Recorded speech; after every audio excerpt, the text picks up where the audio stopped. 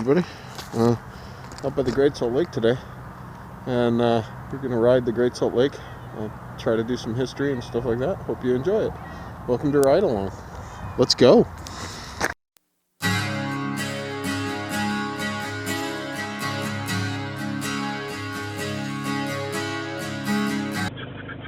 So, probably won't be talking too much as I negotiate through the dirt road out of here. But I did want to go to the end and start at the end. What's the point of riding out here if you're not gonna?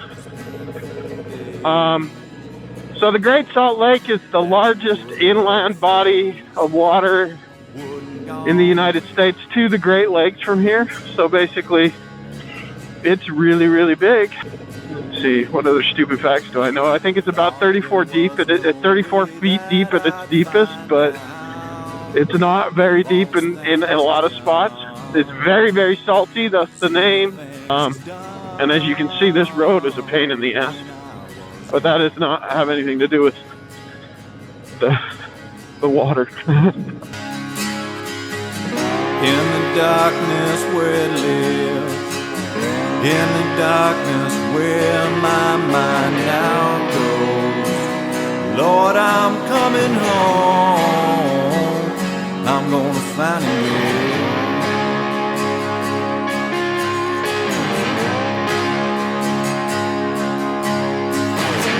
Know it when I get close to you, gonna feel. So like I say, this isn't a fun road to ride for a motorcycle. I'm obviously taking the more traveled path, trying to avoid. It's not fun, not fun. Anyway, I don't like to four-wheel drive for Elf very often, but like I said, I wanted to get those pictures out there and start off from the beginning. So I'll probably edit a lot of this out. You can pretty much guess that I'm swearing a lot, just trying to keep the bike upright. As you can see, this is just a maintenance road for the railroad, and there's that big rock back out there. A lot of people stop there, check it out. It's kind of an interesting rock. You got to think of the event that knocked that sucker off that wall over there and brought it down here. It must have been pretty dramatic. The Great Salt Lake is a residual lake, actually. It might not seem it's so big, but it is. It's a residual of what used to be the big lake in the area called Lake Bonneville. If you look up on the mountainsides, in a lot of the riding I'll do, you'll see a line on the mountains. That line is actually from Lake Bonneville. That was its shoreline at one time.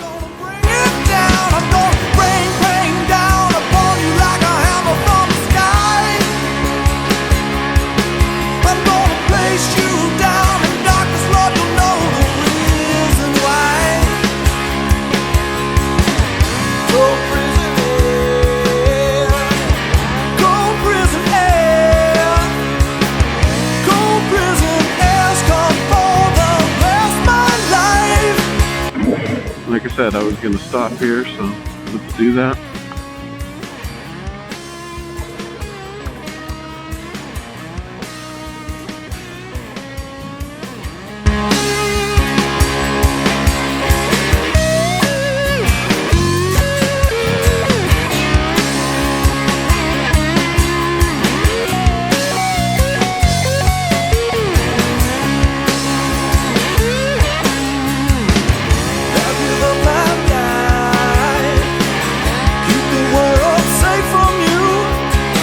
Building over here, that's Salt Air. Salt Air is kind of a legendary building in Utah. It's burned down like, I think twice, flooded a couple times, and it's really had a bad string of luck, but they keep rebuilding it.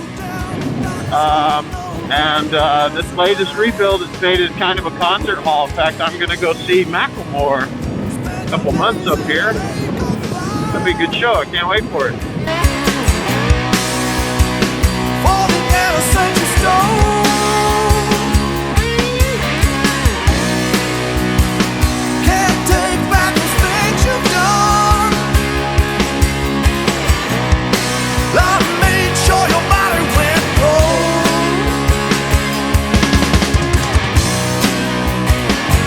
Time to make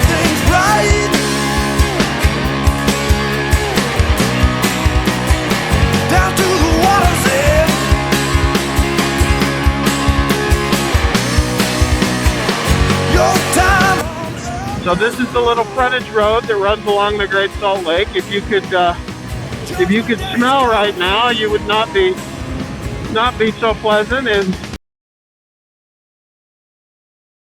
right next to me is I-80. People are all going west that are passing me, and then the people that are going past me are going east like I am, heading in towards Salt Lake City. So I'll show you on a little map. There's Salt there, and then there is where we are at now. I'll expand that as we go. Anyway, directly in front of me is the Wasatch Range.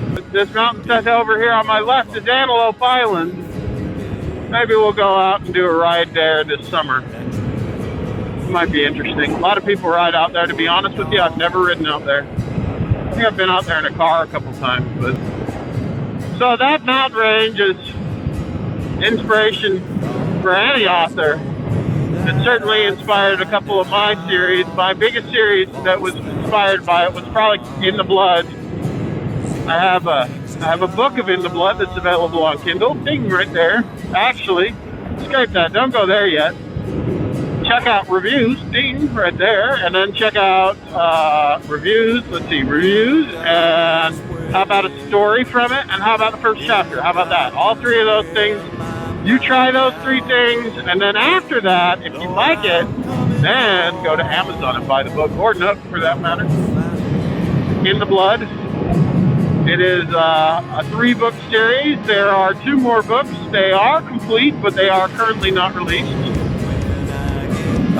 But yeah, if you want to check it out, definitely check out In the Blood. It's It's about vampires on motorcycles in Salt Lake City. You can imagine that one. I could. It's a very tempting little road here. Pretty good shape, and woo-hoo. Be good, Lucien. Be good. You're not good. You'll be a bad. Right now we're heading dead straight for downtown Salt Lake.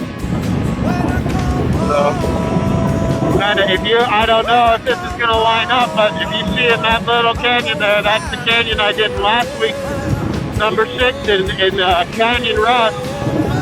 It was Immigration Canyon. We did that one last week right there. I don't know, like I say, if it won't line up, I'll put a little red arrow in there or something. Bing!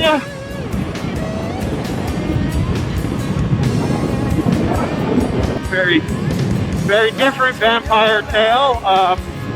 My issue with vampire tales were, before I did mine, was always that they didn't have very good histories. It was always seemed very convoluted and kind of thought of after the fact to me. So when I set out to write one, I wanted to do 2 very big things. I wanted to, one, break my hero in the series, and I do that very effectively. And then the other thing I wanted to do was give the vampires some kind of logical history. Logical, it's kind of hard with a fictional character, but, you know, maybe not logical, but some kind of believable history, you know, something that makes some kind of sense, and why in the hell that they're there. I mean, authors never really explain that. Yeah, it's vampires on motorcycles, man. You can't get much better than that. So, anyway, thanks for joining me. You can definitely see some of the beauty in Utah on this ride. There is just everlasting out here, man. It never stops how gorgeous it is. So we'll be heading home here, and I think I'm gonna go back to my music like I normally do, and I hope you guys enjoy this week's ride along. And yeah, please subscribe, okay? Like I say, it's good to see people joining up and hanging out with me and checking out the show. I really encouraged and pleased with everybody. So yeah, please make sure you subscribe, and hey, we'll see you next time.